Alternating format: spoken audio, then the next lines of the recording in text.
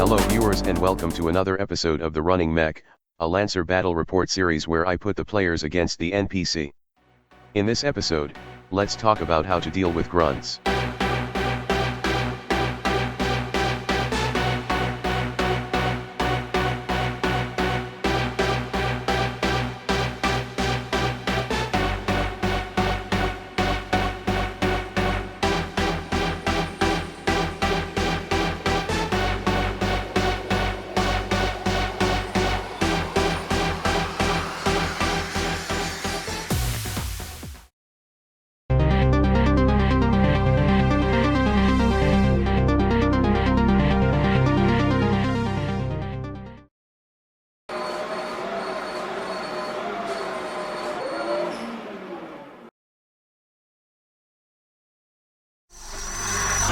Showdown.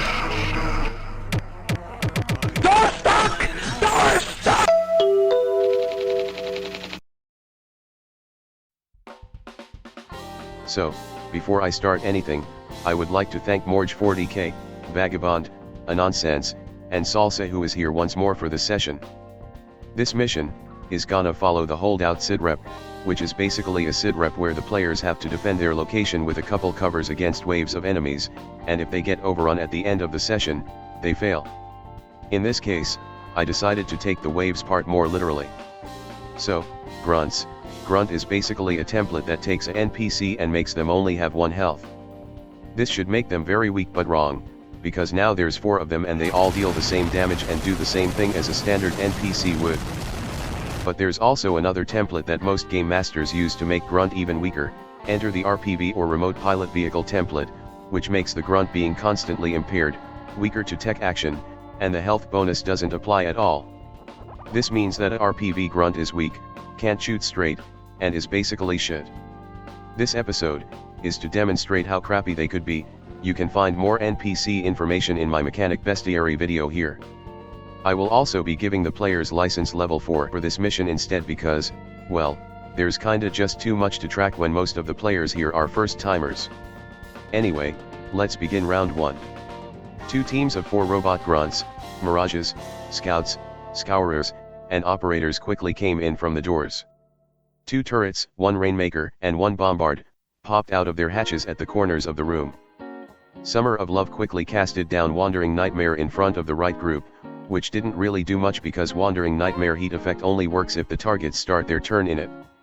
A robotic scout quickly moved up and casted Cloaking Field, camouflaging every allies in the field, and then tried to shoot at the one who brings death to the you know what I'm just gonna call them the one, which missed horribly.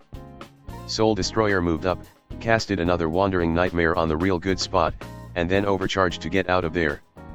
To prevent half of the enemy force from immediately dying, the robotic Mirage managed to pass the system save for Wandering Nightmare, teleport the Scourer and Operator out of there, tried to hack Soul Destroyer but failed, then just teleport out of the Nightmare.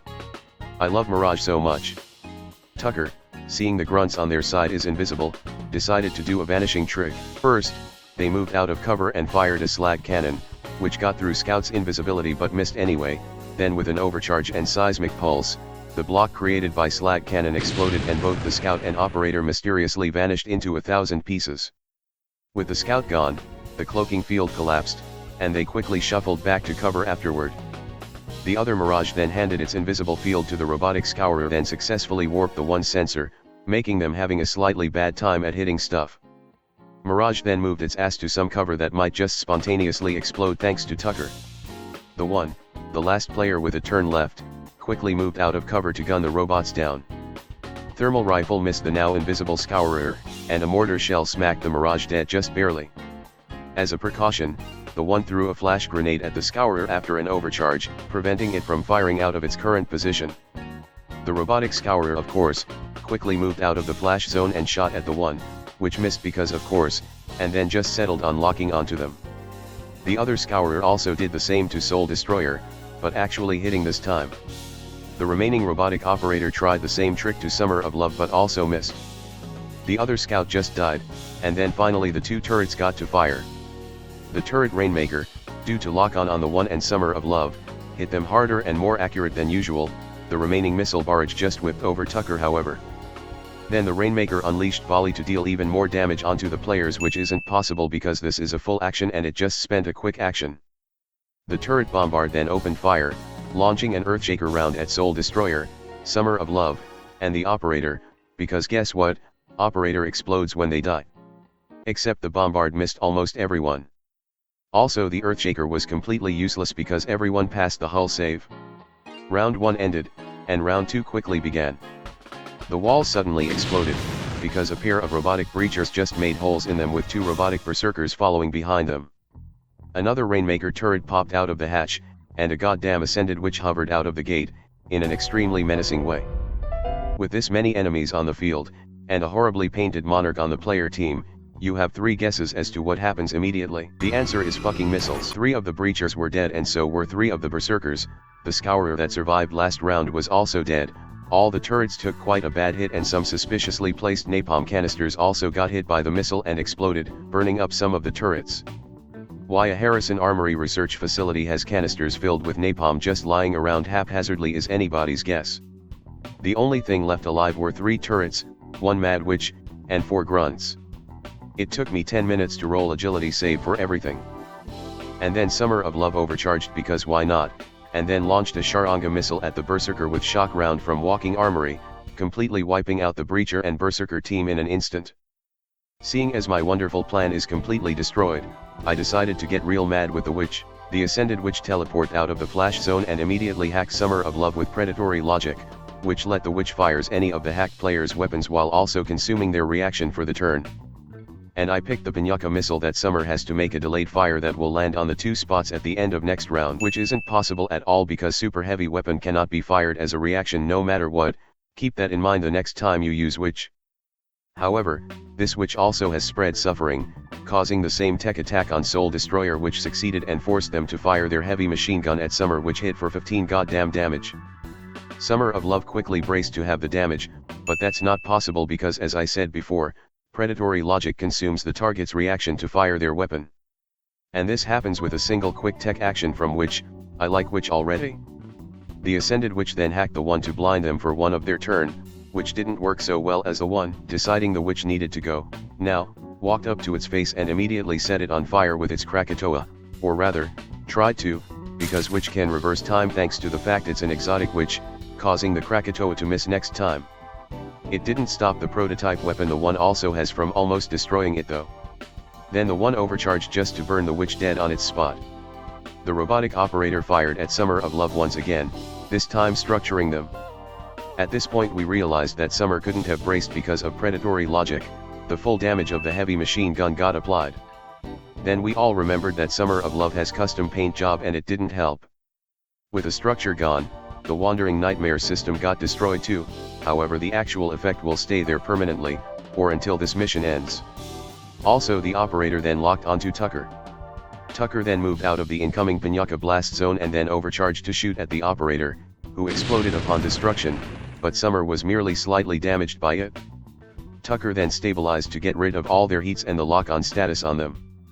The first Rainmaker turret, figured that it's about to die, launched an Atlas missile at Summer, which will also land at the end of next round. And then it burned to death. Soul Destroyer, with it about to face some close dangers, activated its core power, Tormentor Spikes, which didn't come into use at all, and charged at the Bombard turret, fired their nail gun at the canister, which exploded and burned the Bombard, then boosted forward again, overcharged, and fired their heavy machine gun, dealing more than enough damage to completely destroy the turret. Heavy machine gun just hit so hard sometimes. The second Rainmaker fired some more of its missiles, which with lock-on on the 1 and Summer again, hit rather hard, also missed Tucker, again. And then it just invaded the 1, impairing them and causing them to get real hot. Also it got burned too. The remaining robotic Mirage then hacked Summer of Love with warp sensor, lowering their accuracy, and then locked onto Tucker. Round 2 ended, and round 3 began. Another Ascended Witch walked out of the door and straight into the Wandering Nightmare zone, another Bombard turret popped out of the hatch, and then 2 groups of yet another Scourers, Scouts, Operators, and Mirages emerged out of the vents, the last of the waves. Tucker, seeing the perfect opportunity, ripped out another blast of Seismic Ripper, sending Shockwave behind their cover, knocking down 2 of the bots and detonating the canister at the end of the wave, terminating another robot and burning up the bombard turret, and since Tucker also has lesson of open door, the robotic Mirage immediately melted from the heat as it failed the save from Seismic Ripper. Finally, with an extremely lucky overcharge roll, Tucker hid behind the still intact cover. Seeing everyone around it is dead, the robotic scout quickly ran and boosted the hell away from Tucker, and then tried to shoot at Soul Destroyer. I should say that Scout is being rather useless in this episode, but every single Breacher and Berserker died without doing anything. The one, with them about to burst like an overworked rice cooker, just triggered Gangi's core power, exposed power cells, and then ran straight to the closest group of robots. A skirmish with prototype weapon overheated their mech, instantly destroying the nearby Mirage, and as soon as the operator takes its turn, it's dead. Both the robotic Scourer and Scout are in the blast radius of the prototype weapon, but only the Scourer gets blasted apart. The Ascended Witch quickly teleport out of the nightmare after passing the save roll for it, and casted Tear Down on Summer of Love for not backing away when they can, and with Dark Cloud, the tear down could cause even more heat at the witch's next turn if the target is in danger zone, which Summer of Love is. With no other target nearby because Tucker is currently hidden, the witch casted predatory logic on Summer of Love again, this time commanding them to fire Sharanga missile at their allies. Which end up even worse for the NPC had it not fired, because Summer of Love applied shock round from Walking Armory to the missile aimed at Soul Destroyer, who cannot be damaged by the missile at all because they have 3 armor, and sapped the nearby Scourer out of existence. Now this is a big brain moment. After this amazing moment, you would think that Summer of Love would immediately take the next turn to stabilize and run the hell out to let others deal with the witch. Summer of Love ran towards the witch, failed to grapple it, and activated self-destruct. And then eject, which is impossible because it takes another quick action for it. What the fuck, why would you do that? And then Flower Child, pilot of Summer of Love, ordered the Trolloc class NHP within to overcharge and then successfully grapple the witch, which by the way the NHP didn't even get to flex its power at all prior to this. And they are now exposed because they overheated. Moving on, the bombard turret, trying to not deal unfriendly damage this time, aimed to the right of Soul Destroyer and completely missed. And then it failed the following engineering check. As the last player for round 3, Soul Destroyer dashed between the 2 robot Grunt and Barrage.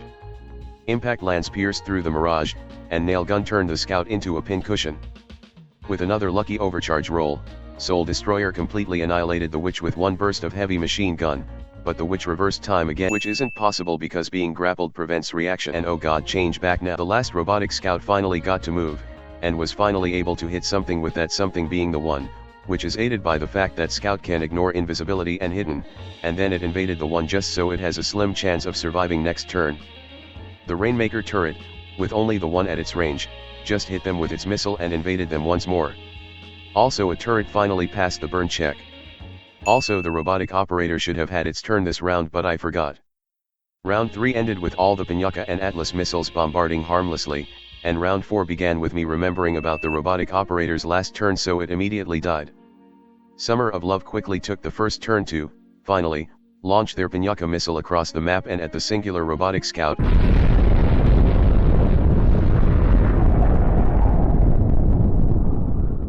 which missed, before running straight to the bombard turret and exploding like an honorary manticore. Also, the very immobile, and stationary bombard turret managed to dodge the nuclear inferno, but even half damage was enough to completely destroy it. The canonically most expensive and rarest mech in Lancer, destroyed just like that. With literally everyone else dead, the Rainmaker turret has its final stand by launching a wave of javelin rockets behind the one, and fires its main missile to knock them back into it, structuring and destroying their thermal rifle. The one decided to answer their insolence by walking straight up to their faces and burning them, ending the session in Inferno, which is basically how I would describe this entire session. So, after the session, the very first thing I'm gonna tell you about using waves of RPV grunts is don't. It was actually kinda boring to just keep moving all these shitty units that could die in one hits, and despite the sheer variety of NPC I have utilized, the players didn't really fight smart like Lancer is designed to, and just dealt enough damage to solve the problem.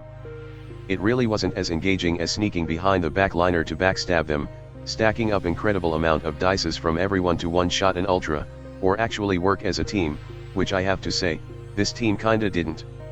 Rather than everyone taking part in their roles, it's more like everyone just dump as much damage onto the enemy as possible to demolish the wave before the wave demolish them.